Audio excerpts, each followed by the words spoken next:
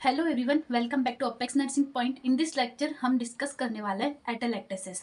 देखो, एटेलेक्टेसिस पढ़ने से पहले हम एल्वियोलाई के बारे में जान लेते हैं कि एल्वियोलाई क्या है। एल्वियोलाई जो होती है,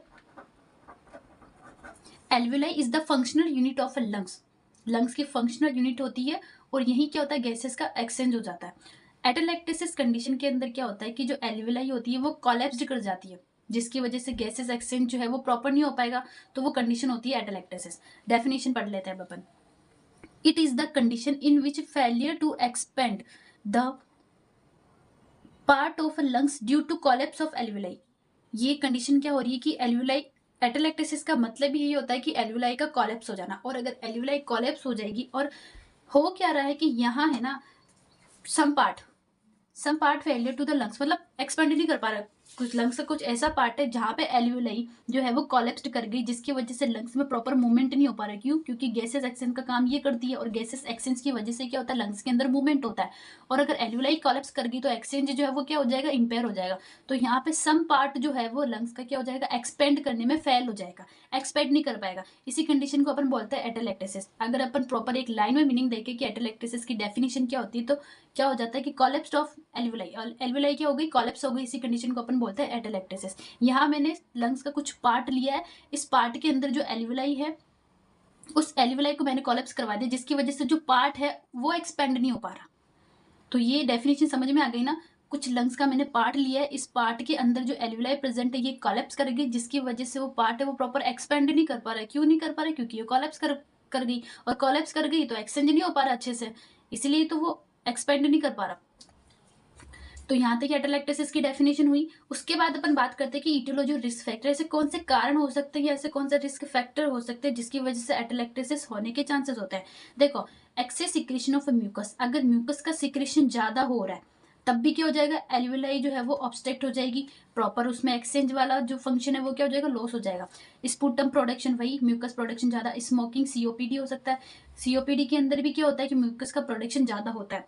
सीओपीडी के अंदर दो कंडीशन देखने को मिलती है, एक तो हो जाती है अपने पास एम्फाइसीमा, और एक कंडीशन अपने को देखने को मिलती है क्रोनिक ब्रोंकाइटिस। मैंने ब्रोंकाइटिस वाला लेक्चर बनाया, उसको आप देख लीजिएगा, और एम्फाइसीमा वाला भी आ जाएगा।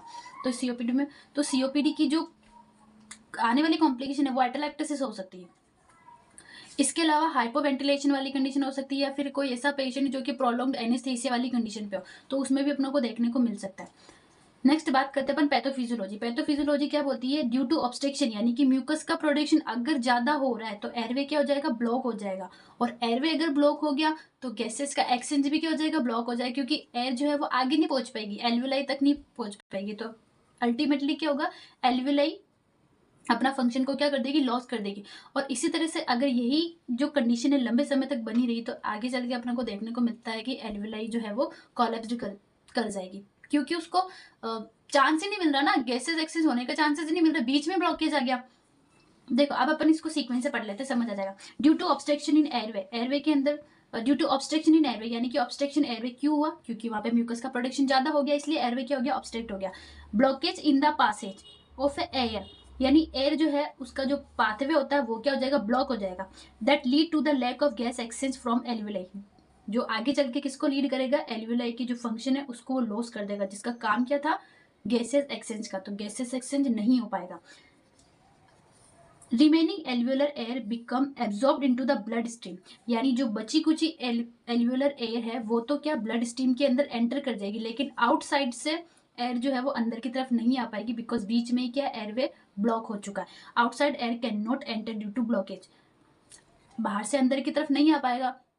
और मैं यहाँ स्टार्टिंग से बात करूँ कि मैंने लंग्स का कुछ पोर्शन लिया है और उसी पोर्शन के अंदर मैंने एल्वियोलाई को कोलैप्स करवाया। तो जो सम पोर्शन था लंग्स का, उसको क्या एयर नहीं मिलेगी तो वो एयरलेस हो जाएगा, और एयरलेस हो गया, वहां एयर प्रॉपर नहीं मिल रही है तो एल्वियोलाई अपना फंक्शन लॉस कर देगी, और वो किस में कन्वर्ट हो जाएगी, एल्वियोलाई क्या हो जाएगी, कोलैप्स हो जाएगी। नेक्स्ट हम साइन सिम्टम की बात करते हैं कि एक एटेलेक्टेसिस वाला पेशेंट होगा तो अपने पास कौन कौन से साइन सिम्टम लेके आएगा, या कौन कौन से साइन सिम्टम जो उसके अंदर शो होंगे। एल्वियोलाई कोलैप्स हो गई, यानी कि गैसेस एक्सचेंज है वो पूरा इम्बैलेंस हो गया, तो पेशेंट को डिफिकल्टी होगी किसमें, सांस लेने में। तो डिस्पनिया वाली कंडीशन देखने को मिलती है, पेशेंट को फीवर होगा। ट्रैकीकार्डिया वाली कंडीशन देखने को मिलती है, यानी कि उसकी हार्ट रेट जो है वो बढ़ी हुई आएगी।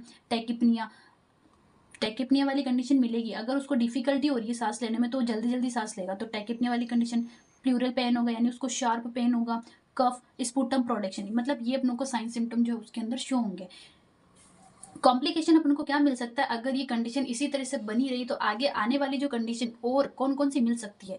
इसमें अपन देख रहे हैं कि एक्यूट रेस्पिरेटरी फेलियर, वहाँ एटेलेक्टेसिस में हमने लंग्स का कुछ पार्ट ही लिया था, लेकिन यहाँ पूरा लंग्स ही क्या होगा, अफेक्ट हो गया।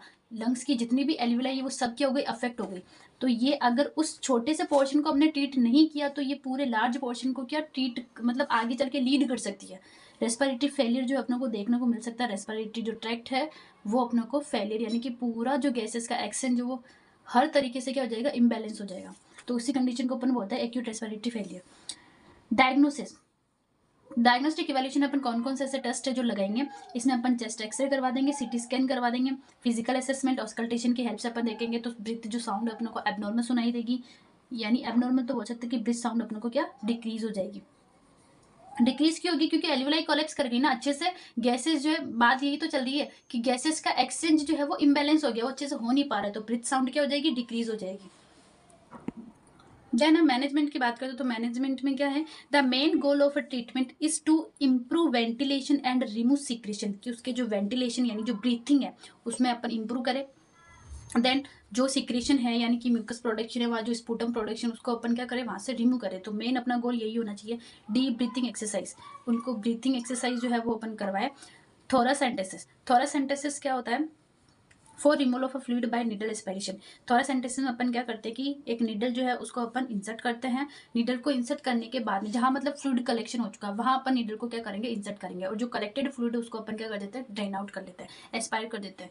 तो ये जो एक प्रोसीजर होता है, थोरासेंटेसिस कर लेंगे। इसके अलावा give adequate knowledge, supervision and coaching to carry out the deep breathing exercise. जो अपन ब्रीथिंग एक्सरसाइज परफॉर्म करवाएंगे पेशेंट को, उसके रिगार्डिंग अपन उसको नॉलेज प्रोवाइड करवाए, एजुकेट करें। यहाँ तक ये अपना एटेलेक्टेसिस वाला पोर्शन कंप्लीट होता है। Thank you.